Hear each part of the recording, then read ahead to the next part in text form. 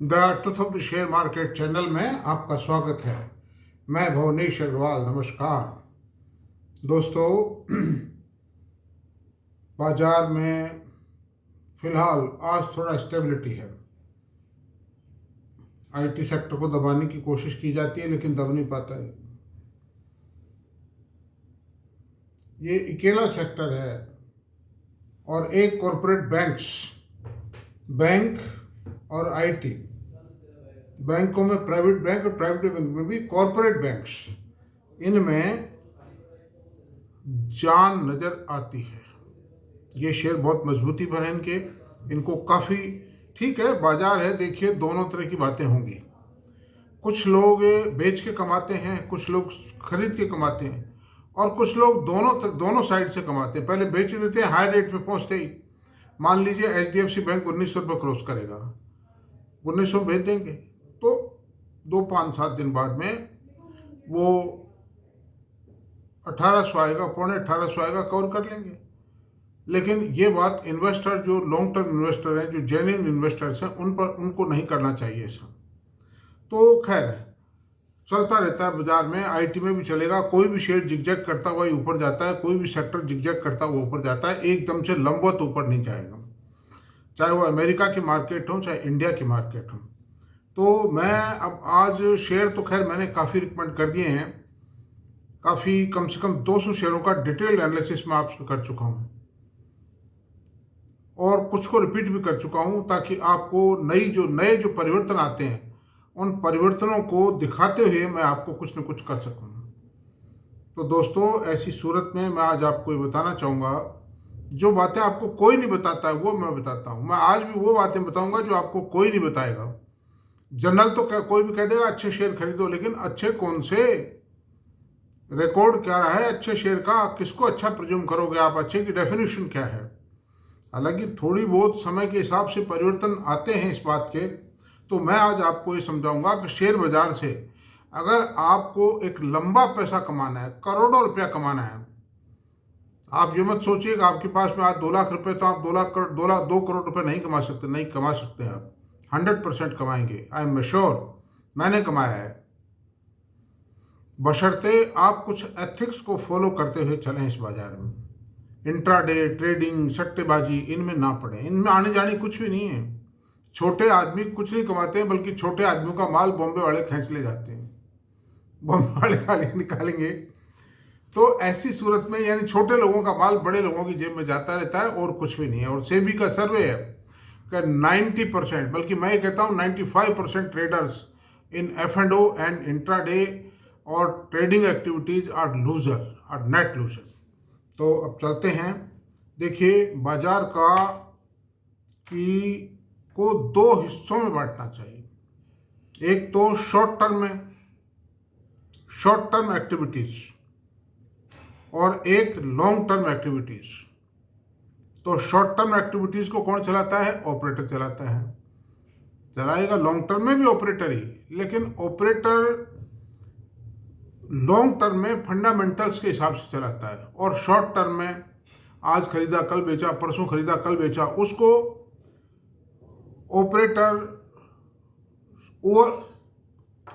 Operator चलाता है oversold और ओवरबॉट पोजीशन के हिसाब से। डाटा उसके पास रहते हैं कि कितने शेयर कितने लोगों ने खरीदे हैं, सब डिलीवरी, ये कितनी डिलीवरी उठी है, कितनी % डिलीवरी वॉल्यूम है। आपको डिलीवरी हर शेयर में ये मिल जाएगी। जैसे 1 करोड़ का सौदा हो, 50 लाख की डिलीवरी उठी, 50%। तो आप तो ये मानते हैं कि 50 लाख की जो डिलीवरी उठी है 50% उठ गई, डिलीवरी वॉल्यूम बढ़ रहा है, लेकिन नहीं, ये एक्चुअल पोजीशन नहीं है। ऑपरेटर इन्वॉल्व होता है, वो आपको असली पोजीशन का अंदाज नहीं देता है, चूंकि उनका जो ग्रुप होता है, जो सिंडिकेट होती है, उसमें से 2 टुकड़े होते हैं उस ग्रुप के। एक ग्रुप मतलब by way of circular trading चलती रहती है। आज एक ग्रुप ने डिलीवरी छोड़ी है, कल दूसरा ग्रुप खरीद के डिलीवरी छोड़ देगा, तो डिलीवरी परसेंटेज हायर नजर आएगा, लेकिन एक्चुअल और डिलीवरी परसेंटेज हायर नहीं है। मतलब तो एक तो ये बात है। इस कारण से स्मॉल इन्वेस्टर का काबू नहीं लगता है उसमें। न्यूज बेस्ड ऑपरेटर न्यूज के आधार पर शेयर चलाता है। उनको ये मालूम रहता है कि क्या खबर आने वाली है। मैनेजमेंट से खबर आएगी तो उनको मालूम है, गवर्नमेंट से खबर आएगी तो मालूम है। बहुत ताकतवर लोग होते हो। तो उस हिसाब से वो पहले पोजीशन ले लेता है। अगर अच्छी खबर आने वाली है तो उसने पहले पोजीशन ले ली, चूंकि आम आदमी को तो पता है नहीं, और वो उसको ठोक जाता है न्यूज आते ही। लोग खरीदते हैं उसको और वो बेच जाता है। अच्छा, नीचे भाव में ले लिया, ऊंचे में ठोक गया, खत्म किस्सा। Periodical downs and ups, periodical downs and up भी होते हैं। जैसे जो कोई शेयर 10% तेजी आई है, 15%, 20% तेजी आ गई, 5%, 7% नीचे आएगा तो 20% तेजी आने के बाद में माल बेच लेता है, और वो 5, 7, 8% उसको मालूम है फंडामेंटल्स के हिसाब से वो कवर कर लेता है पोजीशन में, डेटाज के हिसाब से कवर कर लेता है। कि जैसे RSI इंडेक्स है, आप RSI को देख लीजिए, बिल्कुल करेक्ट पैमाना है और 90% केसेस में सक्सेस जाएगा वो। RSI क्या है? Relative strength of index. अगर 50 से नीचे जाता है इंडेक्स को, इसका मतलब शेयर ओवरसोल्ड जोन में जा रहा है, और अगर 65 से ऊपर जाता है तो ओवरबॉट जोन में जा रहा है। वो सीधा पैमाना है, मान लीजिए आप 90% केसेज में that theory is successful. Periodical downs है ना। सेक्टरल रोटेशन, ऑपरेटर एक सेक्टर को छोड़ के दूसरे में आ जाता है, दूसरे को छोड़ के तीसरे में आ जाता है, उनके फंडामेंटल जैसे ही चेंज होते हैं अकॉर्डिंगली। जैसे आज ऑटोमोबाइल सेक्टर में बेच के चल रहा है ऑपरेटर, IT सेक्टर में खरीद के चल रहे हैं, है नहीं, खरीद के कमा रहे हैं। मेटल सेक्टर में फंसे हुए हैं ऑपरेटर, फंस गए, अब क्या करो, शेयर बाजार है तो वो न्यूज छोड़ करके मीडिया का सहारा लेकर के और इन्वेस्टर के गले में पहनाने की कोशिश करते हैं, और ज़बरदस्ती खबरें देते हैं कि साहब ये चाइना का ये पैकेज आ रहा है, government of India custom duty बढ़ा रही है, उस पर एडिशनल कस्टम ड्यूटी बढ़ा रही है, स्पेशल कस्टम ड्यूटी लगा रही है, एंटी डंपिंग ड्यूटी लगा रही है। इस तरह की खबरें छोड़ के, और आज क्या हुआ मेटल में, क्यों बैठ गया आज, मतलब कल चढ़ा था आज बैठ गया।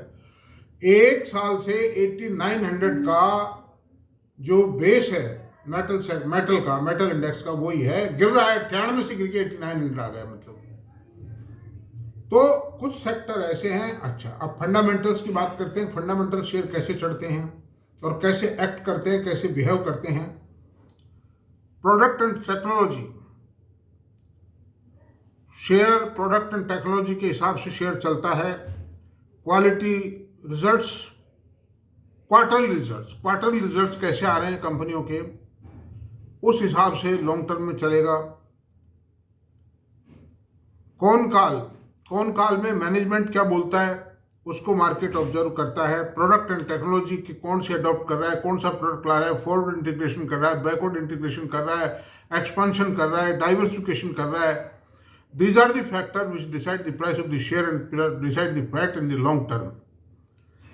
Annual results है, एनुअल रिपोर्ट को पढ़ते हैं, उसमें letter to the share holder by managing director, by chairman and directors report क्या कहती है, कौन काल में क्या कहता है मैनेजमेंट, कंपनी के जो डिफरेंट ऑफिशियल्स हैं, CFO साहब क्या कहते हैं, MD क्या कहते हैं, चेयरमैन क्या कहते हैं, एग्जीक्यूटिव डायरेक्टर्स क्या कहते हैं, सवाल क्या पूछे जाते हैं, उत्तर क्या आते हैं, इन सब पर डिपेंड करता है।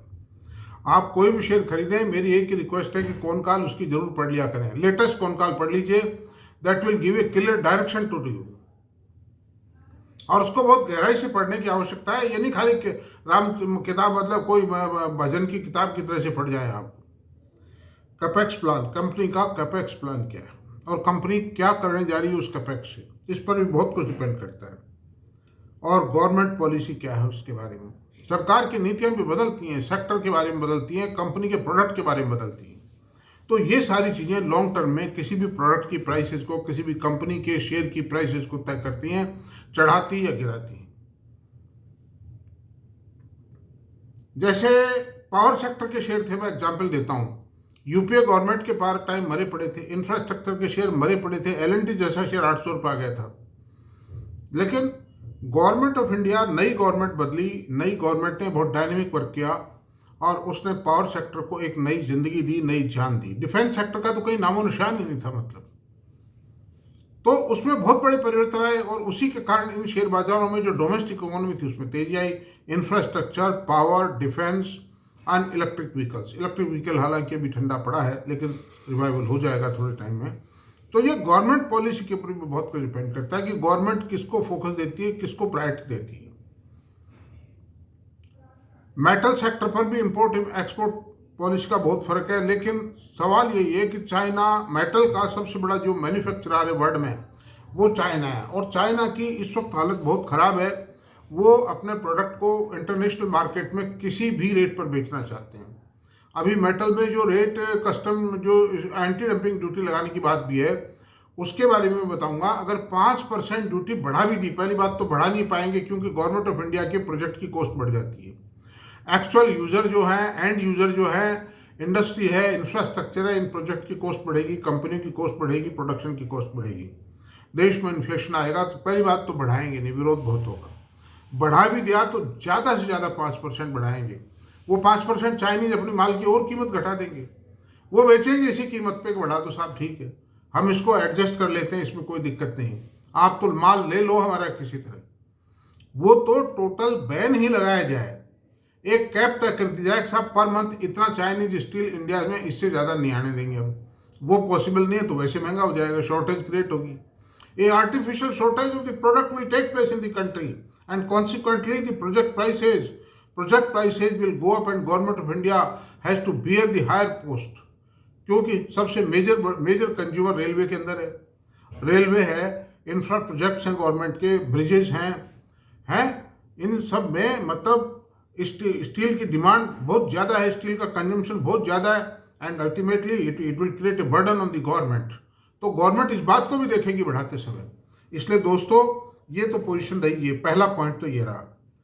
अच्छा, बड़े लॉस से बचने के लिए मैं आपसे बड़ी सावधानियां बता रहा हूँ। अगर कोई शेयर में या किसी सेक्टर में ये लगता है कि यार इसमें तो पैदा बैठेगा, इसका तो पेंडा बैठेगा, तो उसमें बड़े लॉस से बचने के लिए छोटा लॉस बुक कर लीजिए। कई आदमी बड़े जिद्दी होते हैं कि साहब मैं तो नहीं, 5 रुपये टूट गया, मैं तो नहीं बेचता, मुझे लॉस है। वो फंसते चले जाते हैं। जैसे दलदल के अंदर आदमी निकलने के लिए जितनी ताकत लगाता है उतना ही अंदर चला जाता है।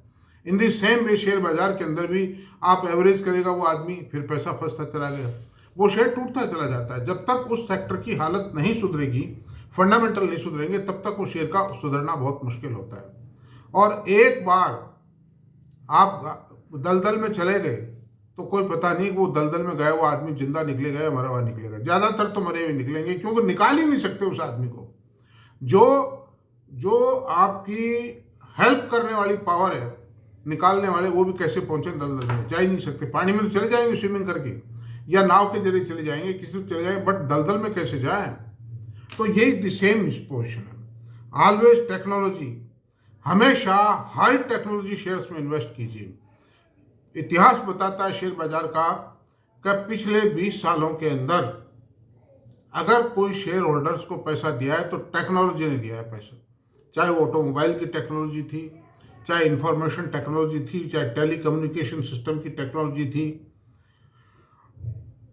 चाहे मैन्युफैक्चरिंग सेक्टर में भी चाहे वो टेक्नोलॉजी थी, पैसा दिया है टेक्नोलॉजी ने। आज न्यूज़ शेयर्स के ऊपर जोमेटो क्यों कमा रहा है, और जोमेटो के शेयर की प्राइस क्यों है इतनी ज़्यादा? बिकॉज कि ये टेक्नोलॉजी के दम पर पैसा खींच रहे बाजार। एप्पल इंडिया पैसा क्यों कमा रहा है, इतना ज़बरदस्त रेट क्यों है एप्पल का?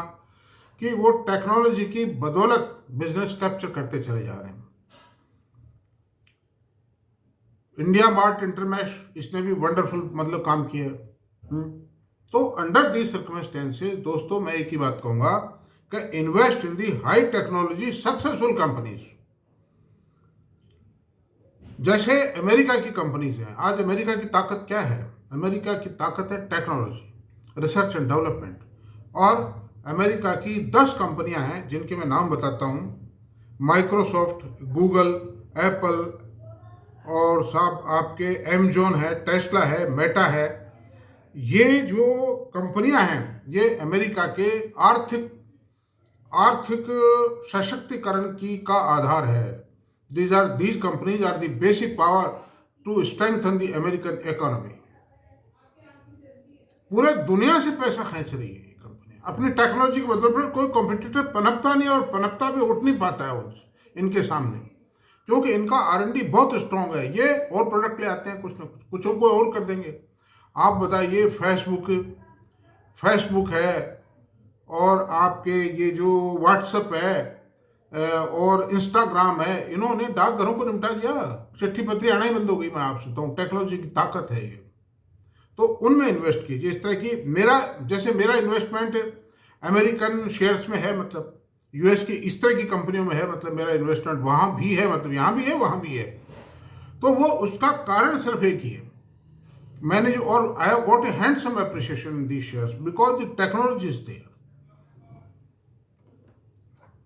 इसमें आईटी है, ऑटो है, इलेक्ट्रॉनिक्स है, सेमीकंडक्टर है, फार्मा है, डिफेंस है और ग्रीन एनर्जी है। ग्रीन एनर्जी में बहुत हाई टेक्नोलॉजी नहीं है, लेकिन because it is a new sector, demand factor is there. नए सेक्टर में डिमांड बहुत रहेगी, क्योंकि नई चीज को अडॉप्ट करना चाहते हैं लोग। इतना करीब मोतीलाल ओसवाल का स्टेटमेंट है 30 लाख करोड़ रुपया पावर सेक्टर के अंदर लगेगा, और उसमें से भी कम से कम 20-25 लाख करोड़ रुपया तो ग्रीन एनर्जी सोलर पावर में खर्च होगा अगले 5 साल में। मैं इसको घटा के 20 लाख कर देता हूँ, 15 लाख कर देता हूँ, तो भी कितनी बड़ी डिमांड होगी सोलर मॉड्यूल्स की। Solar power module, solar PV sales, इनकी बहुत जबरदस्त डिमांड होगी। वारी को और ये जो मैं आपसे बताऊं, प्रीमियर एनर्जी, वारी एनर्जी, टाटा पावर और केपीआई ग्रीन, इनको मैं कहता हूं बढ़िया, अच्छा क्यों बताता हूं? इसीलिए बताता हूं कि there is a huge demand, unstoppable demand, और जहां डिमांड होगी वहां प्रॉफिट होगा, वहीं प्राइसिंग पावर होगी।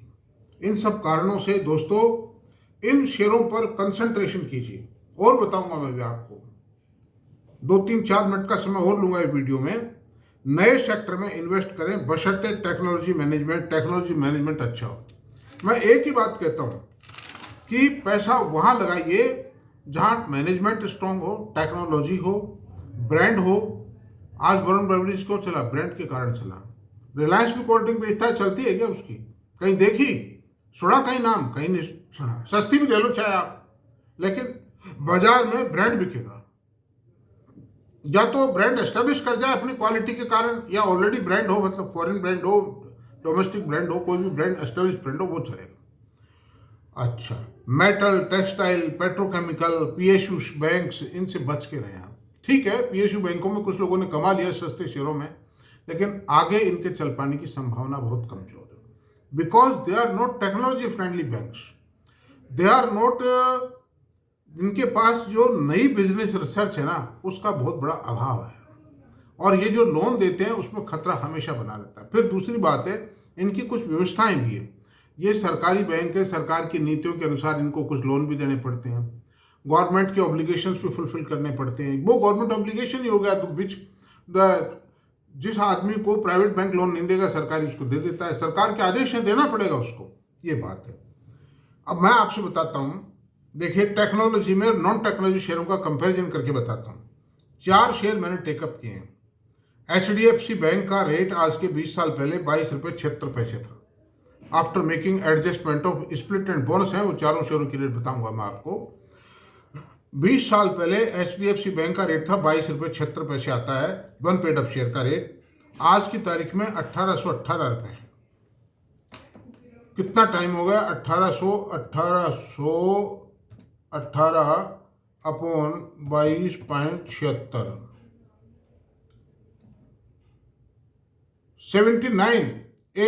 80 टाइम हो गया भाई ये पैसा। 80 गुना हो गया ये पैसा 20 साल में।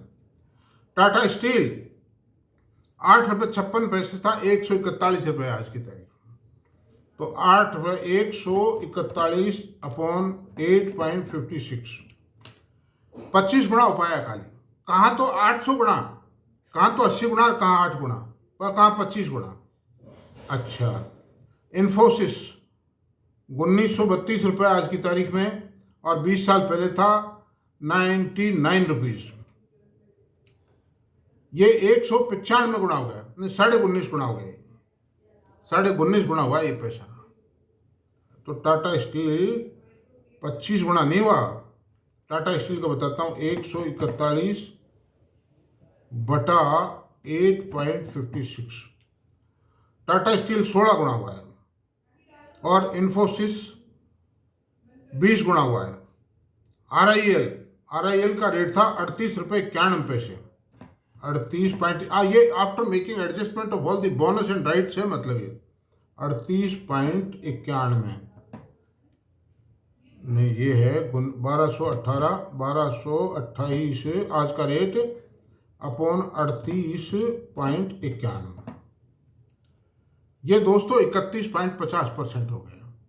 तो अंडर दीज सर्कमस्टेंसेज ये रिलायंस के पीछे मैनेजमेंट था, और टेक्नोलॉजी भी है, टेलीकॉम सेक्टर में है ये आज की तारीख में, और इन्फोसिस के पीछे टेक्नोलॉजी थी, मैनेजमेंट था, ऑनेस्ट मैनेजमेंट था, प्रोग्रेसिव मैनेजमेंट था। टाटा स्टील के पीछे लो मैनेजमेंट तो था टाटा का, लेकिन उनका जो प्रोडक्ट है उस प्रोडक्ट में कंपटीशन था, उस प्रोडक्ट के अंदर प्रॉफिटेबिलिटी नहीं थी, वो इंटरनेशनल कंपटीशन है, डोमेस्टिक कंपटीशन है, और गवर्नमेंट के रेगुलेटरी हर्डल्स हैं, मतलब। अच्छा, HDFC बैंक के पीछे टेक्नोलॉजी और मैनेजमेंट दोनों थे, मतलब ये रिटेल लोन्स के अंदर ICICI बैंक ने, HDFC बैंक ने इस देश में बिगुल बजाया, वरना रिटेल लोन थे ही नहीं। हाउसिंग लोन कहाँ मिलता था पहले, मैं सरकारी बैंकों से नहीं मिलता था, वो इन बैंकों के आने के बाद मिलना शुरू हुआ है। ऑटोमोबाइल लोन कहाँ मिलता था, हमने कलेक्ट्रेट में, हम एम्प्लॉय थे, सरकारी नौकरी में थे, राजस्थान अफसर थे सरकार में भी, तो हमको मेरे को एक स्कूटर खरीदना था, तो मैंने सरकार से लिया लोन, प्राइवेट में मिलता ही नहीं था, मतलब, और वो भी 2-3 साल इंतजार करने के बाद मिलता था। तो खैर, अंडर दीज सर्कमस्टेंसेज दोस्तों ये बात ये हो गई है। बाकी किन सेक्टर्स में रहना है, किन शेयरों में रहना है, मैं आपसे बता देता हूँ। IT सेक्टर में रहिए, प्राइवेट बैंक्स में रहिए। प्राइवेट IT सेक्टर में आप जो भी सक्सेसफुल कंपनीज है, 15-20 कंपनीज, उनमें से कोई भी कंपनी खरीदिए, ठीक रहेगी। प्राइवेट बैंक्स में 3 बैंक हैं खाली, HDFC, ICICI और एक्सिस बैंक। फार्मा सेक्टर के अंदर जो निफ्टी फार्मा में लिस्टेड शेयर्स हैं, उनमें से तो कोई खतरे वाली बात ही नहीं है, कोई सा भी आप शेयर खरीदे। बाकी इस समय जो सबसे प्रॉफिट में दे सकने वाला शेयर दिखाई दे रहा है, वो अरविंदो फार्मा दिखाई दे रहा है। नाटको फार्मा और डॉक्टर रेड्डी है, टॉप पर अरविंदो है। अरविंदो किसी भी वक्त $2,500 पे हो सकता है अगले 6 महीने के अंदर, 6-8 महीने में। और न्यू सेक्टर्स, नए सेक्टर जिसमें डिफेंस है, ग्रीन एनर्जी है। ग्रीन एनर्जी में भी केवल मात्र जो सोलर पैनल बना रहे हैं या सोलर PV सेल बना रहे हैं, और उसमें भी largest of the largest company पे कंसंट्रेट कीजिए आप, मतलब। फिर जैसे अडानी का शेयर है, अडानी के शेयरों के अंदर अडानी पोर्ट के शेयर में आप कंसंट्रेट कर सकते हैं। That is a very good share, that is highly profitable, और बहुत ज़्यादा एसेट है उसके अंदर, उसमें कोई फ्लक्चुएशन नहीं आता, कोई ब्याज का बोझ ज़्यादा नहीं बढ़ेगा, और उसमें प्रॉफिट बढ़ता चला जाएगा, चाहे धीरे बढ़ेगा, आपका पैसा सेफ है, पैसा आपको मिल के रहेगा। स्मॉल कैप शेयरों में आप क्या करें, चाहे वो कितने भी बढ़िया हों, तो स्मॉल कैप अगर आप शेयर रखते हैं तो सक्सेसफुल IT कंपनी जैसे Oreo pro, Newgen software, Cyient, इस तरह की कंपनियों के शेयरों को चाहे आप खुद डायरेक्टली होल्ड कर लें। बाकी जो काम है ना, ये जो स्मॉल कैप शेयरों के अंदर होल्ड करने का, ये बाकी स्मॉल कैप म्यूचुअल फंड में आप चाहिए, मतलब मैं भी यही करता हूँ। मैं स्मॉल कैप म्यूचुअल फंड में जो टॉप परफॉर्मिंग फंड्स हैं उनको कंट्रीब्यूट करता हूँ हर महीने। तो मेरी एक तो कैपिटल इकट्ठी होती रहती है, जब भी जरूरत होगी, मुझे इधर कोई अच्छा मौका दिखाई देगा, I can try and invest in that share, क्या दिक्कत है, आई have got the several option. तो म्यूचुअल फंडों का जो खेल आप खेलें, जो भी इन्वेस्ट करें, वो स्मॉल कैप म्यूचुअल फंड जो वेल परफॉर्मिंग स्कीम्स हैं उनमें जाएं। तो आज का जो चैप्टर है वो ये पूरा हो जाता है। डिस्कशन 24 मिनट मैंने इसीलिए लिया आपको कि मैं पूरा ज्ञान दे सकूँ। ये दोस्तों, ये शेयर बाजार के अंदर बहुत बड़ी हिम्मत की, बहुत समझदारी की आवश्यकता है, पढ़ने लिखने की आवश्यकता है। तो ये चर्चा पूर्ण हुई, करते रहेंगे, चर्चाएं तो चलती रहेंगी, शेयर भी बताते रहेंगे। That's all. अगर आपको मेरा वीडियो पसंद आया तो प्लीज़ इसको सब्सक्राइब करें, लाइक करें, शेयर करें। Thank you very much.